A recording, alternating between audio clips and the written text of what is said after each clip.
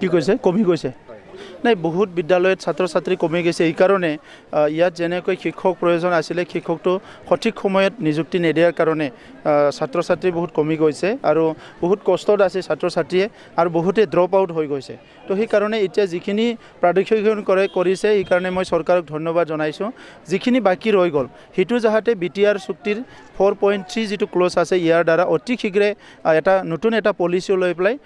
অসম চৰকাৰে এই বিদ্যালয়খিনি প্ৰভিন্সিয়েলাইজ কৰে মই হেতু অসম চৰকাৰৰ আহ্বান জনাইছোঁ আৰু অতি শীঘ্ৰে আমি অসমৰ শিক্ষামন্ত্ৰী ডাঙৰীয়াক লগ কৰি আমি লিষ্ট কৰি আছোঁ যিখিনি বিদ্যালয় ৰৈ গৈছে সেইখিনি প্ৰভিন্সিয়েলাইজ কৰাৰ কাৰণে আমি হেঁচা প্ৰয়োগ কৰিম UN একাডেমি বা জাতীয় বিদ্যালয় সেইবিলাকতো থাকিবই আজি প্ৰাইভেটাইজেশ্যনৰ এটা সময় তো সকলোতো প্ৰাইভেট স্কুল আহি গৈছে তো সেইটোতো থাকিবই নিজৰ জাগাত কিন্তু আমাৰ যিখিনি চৰকাৰী বিদ্যালয় সেইখিনি যদি কোৱালিটি দিব পাৰে ভালকৈ আমি ছাত্ৰ ছাত্ৰীক যদি ভালকৈ শিক্ষাদান কৰিব পাৰে নিশ্চয় আহিব সেইকাৰণে আমাৰ টাৰ্গেটটো হৈছে কি বিটিআৰ অঞ্চলত যিমানখিনি চৰকাৰী বিদ্যালয় আছে ইয়াত কোৱালিটি ইম্প্ৰুভ কৰিব লাগিব আৰু ছাত্ৰ ছাত্ৰীক ভাল এটা পৰিৱেশ দিব লাগিব য'ত নেকি ভাল শিক্ষা গ্ৰহণ কৰিব পাৰে সফল হোৱা নোহোৱাটো কৰ্মৰ ওপৰত ডিপেণ্ড কৰিব আৰু আজিলৈকে আমি মানসিকভাৱে প্ৰস্তুতি হৈছোঁ যে আমি যিমানখিনি ৰাজনীতিত বা আজি চৰকাৰত থাকিম সেইখিনি সময়ত যিমান পাৰোঁ আমাৰ কামবিলাক কৰি যাম এইটো ৰাইজৰ ওপৰতে নিৰ্ভৰ হ'ব কিমান বছৰ ৰাখে কিমান বছৰ নাৰাখে যিমান দিন থাকিম সেইখিনি সময়ত অৰ্থনৈতিক সামাজিক যি সমস্যা নহওক কিয় ৰাইজৰ সমস্যাবিলাক সমাধান কৰাৰ কাৰণে আন্তৰিকতাৰে কাম কৰি যাম ইতিমধ্যে বিধানসভা নিৰ্বাচনত হৈ বয়ে প্ৰাৰ্থী হোৱা মানুহ কিন্তু প্ৰাৰ্থীটো বিচাৰিছে আৰু সেইটো ভাল লক্ষণ শুভ লক্ষণ মানুহ যদি MLA হ'ব বিচাৰিছে MP হ'ব বিচাৰিছে এইটো শুভ লক্ষণ কিন্তু কথাটো হৈছে কি MLA MP হৈ পেলাই ৰাইজৰ সেৱা কৰিব লাগে এনে মানে পদটো দখল কৰিব নালাগে অসম বিধানসভাতো তেনেকুৱা বহুত ব্যক্তি থাকিব পাৰে আপোনালোকেও জানে যে তেখেতসকলে খালি সিটটো দখল কৰে কিন্তু একো ৰাইজৰ কাম নকৰে এজন দুজন মানুহে কাম কৰি থাকিব লগা হয় তো সেইকাৰণে যিসকলে টিকেট বিচাৰিছে তেখেতসকলৰ সমাজক লৈ পেলাই কি সপোন আছে অঞ্চলক লৈ পেলাই কি সপোন আছে কি এজেণ্ডা আছে সেইটো ঠিক কৰি লোৱাটো ভাল নাজানো আমি শৰণাপন্ন হয় না আমাৰ ওচৰত কাৰোবাৰ শৰণাপন্ন হয় এইটো সময়েহে ক'ব आंनियाव दासिम फैथ'वाखै जुदि फैयोब्ला आं बेखौ थाबनो डिसिफोरजों रायलायनानै सल्भ खालामगोन आसाम सरकारा जिखिनि प्रभिन्सियेलाइज खालामबाय बिनि थाखाय साबायखर बावदों बाकिखिनि थालांनाय जि फरायसालि बेखौ प्रभिन्सियेलाइज खालामनो थाखाय बिटिआर एकर्डनि गेजेरजों जों नाजागासिनो दङ दा जिफोर जेंनाया सोलोंथायाव दङ बे दिनैनि जेंना नङा गोबाव समनि जेंना दा बे जेंनाफोरखौ नांगौ समाव सरकारा सुस्राङैखाय बेयो बिराद गिदिर गिदिर जेंना जानानै थाबाय दा नैबे समाव बेफोर जेंनाखौनो मोनसेनि उनाव मोनसे सुफुंनो थाखाय जों जानजि खाफ्रादों आंहा फोथायनाय दङ बे सोलोंथाइनि जेंनाखौ खम समनि गेजेरावनो जोङो सुफुंजोबनो हागोन बिनि सायाव आंहा फोथायनाय दङ दारांगाजुलि UPPL नि बानजायनायाव नैबे बगाजुलियाव मोनसे ग्रेन्ड जयनिं सेरेमनि जानानै थाङो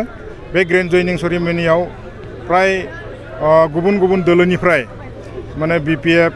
बिदिनो गुबुन गुबुन हानजानिफ्राय UPPL दोलसिम माने 100निबो बांसिन दिनै UPPL दोलोआव जइन खालामो बेनि गेजेराव माने BPF नि आगु श्रेणिनि दैदेनगिरि लोगोसेयावनो जोंनि बड'लेण्ड सोमावसारनायनि जि आगु माने दिथागिरि जोंनि भलन्टियार फर्सनि बिथांमोनाबो दिनै बे माने जयनिं सेरेमनियाव जोंनि UPPL दोलोनि जोंनि माने एम्स एन्ड अबजेक्टिभखौ मोजां मोननानै दिनै जोंनि दोलोआव जइन खालामफैयो दा गतिके UPPL दोलोआव दिनै सानसेनि उनाव सानसे माने बिब्दिनो गोबां जयनिं खालामनाय अनजिमाया बांगासिनो दङ सानफ्रोमबो बिभिन्न जायगायाव दिनै UPPL दोलोसिम गुबुन गुबुन दोलोनिफ्राय जयनिं खालामगासिनो दङ आरो बेफोरबायदिनो गोबां माने गुबुन गुबुन दोलोनिफ्राय जइन खालामनो थाखाय UPPL दोलोआव जगाजग खालामगासिनो दङ जोंबो जगाजग खालामगासिनो दङ जों आसा फारिदों माने थांनाय समाव गुबुन गुबुन जोंनि हेंथा हानजाफोरा बे UPPL दोलोखौ बायदिसिना बांसावनानै माने UPPL दोलनि सरकार फैयोब्ला बे ओनसोलनिफ्राय गुबुनारिफोरा खारनांगोन हानि माने मोनथाय थानाय नङा बायदिसिना बुंनानै जेरैबायदि सिगि खालामनानै बिथांमोना रायजो राजाफोरनि गेजेराव मोनसे परिबेस माने सोमजिहोदोंमोन दिनै बे परिबेसा गैला होननानै जों बुंनो हायो मानोना दिनै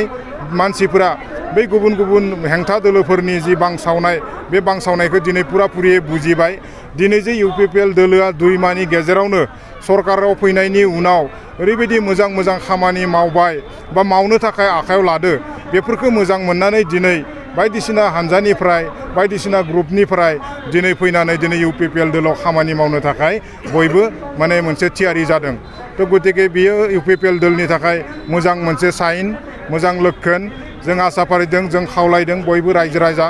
जायनिखि गुबुन गुबुन दोलोजों लोब्बा जानानै दङ दिनै BTC ओनसोलाव गुबुन गुबुन दोलो खालामनानै लाब गैलिया BPF खालामनानै लाब गैलिया दिनै UPPL नि सरकार फैबाय गतिके UPPL आ दिनै मोजां मोजां हाबाफारि लानानै दिनै खामानि मावनो थाखाय आखायाव लादो गतिके जोङो नैबे BTR ओनसोलनि गासैबो रायजो राजा गुबुन गुबुन दोलोआव थानाय बिथांमोनखौ जों खावलायदों जों बिथांमोनखौ जाहाथे UPPL दोलोआव बिथांमोनाबो फैयो आरो जोंनि जि माने सरकार जोंनि जि आखायाव मावनो लानाय मोजां मोजां हाबाफारि बे हाबाफारिफोरखौ मावफुंनायाव जाहाथे बिथांमोनाबो मदद होयो जोंनि BTR सुक्ति दङ BTR सुक्तिया माखासेया दिनै इमप्लिमेन्ट जाबाय माखासेया जानो थांगासिनो दङ बे